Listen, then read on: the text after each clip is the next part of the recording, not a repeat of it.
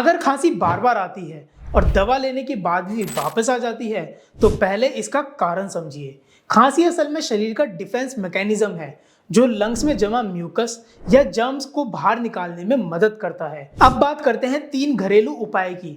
अदरक और शहद दिन में 2 बार लें, ये म्यूकस को पतला करने में मदद करता है। गर्म पानी, दिन भर गुनगुना पानी पिए, इससे गला हाइड्रेटेड रहता है। पुदीने की चाय, इसमें मेंथोल होता है जो खांसी में राहत देने में मदद कर सकता है। अगर खांसी 2 हफ्ते से ज्यादा रहे तो डॉक्टर से जरूर मिलें।